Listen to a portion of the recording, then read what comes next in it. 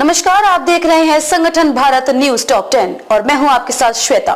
तो चलिए रुक करते हैं आज की प्रमुख और बड़ी खबरों पर।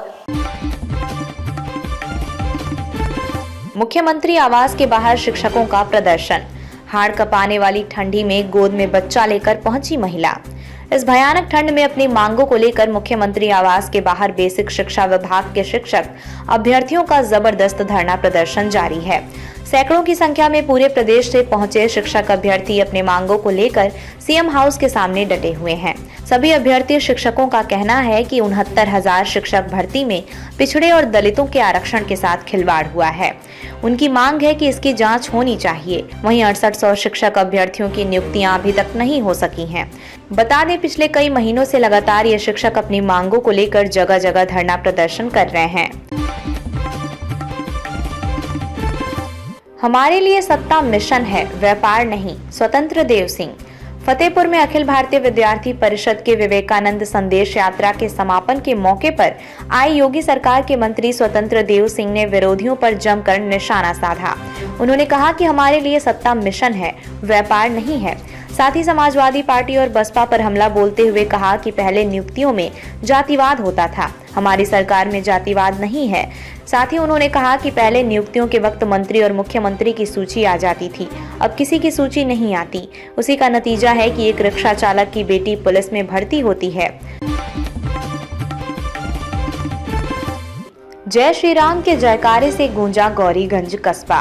कस्बे वासियों ने हाथों में भगवा झंडा लेकर पूरे कस्बे में केंद्रीय मंत्री अमेठी सांसद स्मृति ईरानी के साथ अयोध्या से आया पूजित अक्षत को करवाया वितरण।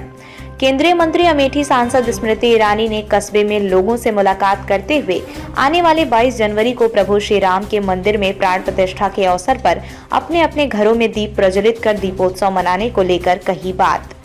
गौरीगंज नगर पालिका की बीजेपी चेयरमैन ने रश्मि सिंह ने पूरे नगर में भ्रमण कर अक्षत वितरित किए। पीएम मोदी के टीबी मुक्त भारत अभियान को आगे बढ़ा रही भाजपा विधायिका। मरीजों को दत्तक लेकर किया पौष्टिक आहार का किट का वितरण। प्रधानमंत्री नरेंद्र मोदी ने टीबी मुक्त भारत का नारा देते हुए अभियान शुरू किया है।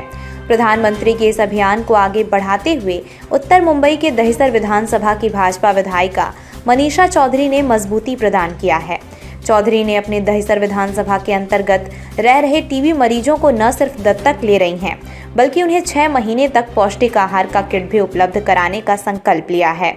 विधायिका मनीषा चौधरी का कहना है कि दहिसर विधानसभा में 500 से अधिक टीबी के मरीज रह रहे हैं। उन्होंने ये भी कहा कि मनपा द्वारा संचालित आपला दवाखाना में दवा लेने आए 325 टीबी के मरीजों को पौष्टिक आहार का किट वितरित किया गया। पड़ोसी कहते थे बांझ, इसलिए चुराया बच्चा। कांदीवली पुलिस ने एक महिला को गिरफ्तार किया है जिसने डॉक्टर बाबा साहेब आम्बेडकर अस्पताल से 20 दिन के बच्चे को किडनैप कर लिया था। महिला ने बच्चा किडनैप तो कर लिया, लेकिन जब उसे एहसास हुआ कि वो प्रेग्नेंट तो है नहीं, घर में मोहल्ले में उसकी पोल खुल जाएगी, तब उसने वनराई पुलिस स्टेशन जाकर खुद ही बच्चा पुलिस को दे दिया। लेकिन झूठ ये बोला कि उसे ये बच्चा रास्ते में पड़ा मिला, इसलिए वो उसे वहां से उठाकर पुलिस स्टेशन लाई है। उसे तब तक ये अंदाजा नहीं था कि उसके खिलाफ बच्चा अपहरण की शिकायत कांदीवली पुलिस स्टेशन में दर्ज हो चुकी है। कांदीवली पुलिस को आरोपी महिला ने बताया कि शादी के बाद भी उसे कोई बच्चा नहीं हुआ था। आस पड़ोस के लोग दबी जुबान से उसे बांझ कहते थे, जो उसे बहुत बुरा लगता था। यही कारण था कि उसने अस्पताल से बच्चा चोरी किया था। एक ऑटो की 2 चाबी से खुल गया हत्याकांड। पत्नी से अवैध संबंध के शक में किया था कत्ल।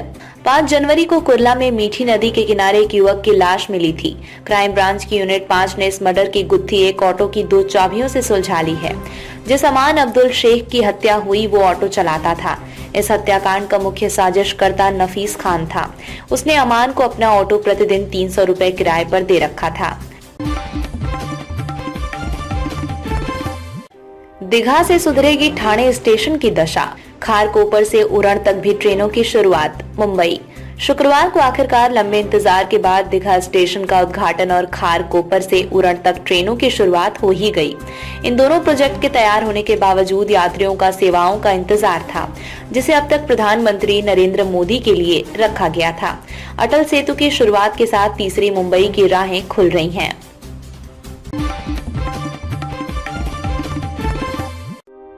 बाइक सवार को बचाने में पलटा गाजर लदा ट्रक थरियाओं।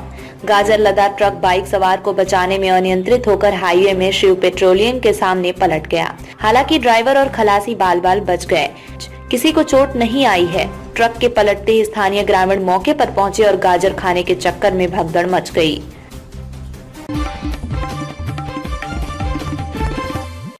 डीसीएम ब्रिज के ऊपर टकराया मलबा।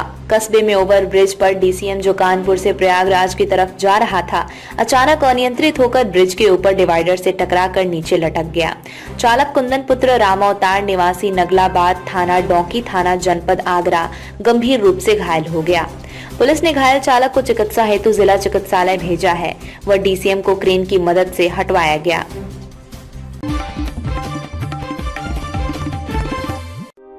बार एसोसिएशन बांगरमऊ के महामंत्री बने राजमणि। बार एसोसिएशन बांगरमऊ कार्यकारिणी चुनाव 2024 में शुक्रवार को महामंत्री और कोषाध्यक्ष पद पर चुनाव हुआ। इसमें 57 मत पत्रों में 49 मत डाले गए। 3 बजे मतगणना शुरू हुई। इसमें राजमणि हंस 15 मतों से महामंत्री पद पर विजयी हुए। कोषाध्यक्ष पद पर सौरभ श्रीवास्तव 7 मतों से जीते। महामंत्री में राजमणि हंस को 32 व रमेश द्विवेदी को 17 मत मिले। कोषाध्यक्ष पद पर सौरभ श्रीवास्तव को 28 और आदित्य तिवारी को 21 मत मिले। खबरों में अब तक के लिए बस इतना ही। फिर होगी आपसे मुलाकात ऐसी ही कुछ बड़ी खबरों के साथ। तब तक के लिए नमस्कार और देखते रहिए संगठन भारत न्यूज टॉप 10। यदि आपको हमारी वीडियो अच्छी लगी हो तो इसे लाइक करें व ज़्यादा से ज़्यादा शेयर करें और ऐसे ही लेटेस्ट अपडेट्स पाने के लिए हमारे न्यूज़ चैनल को सब्सक्राइब करें और तुरंत नोटिफिकेशन पाने के लिए बेल आइकन प्रेस करना ना भूलें।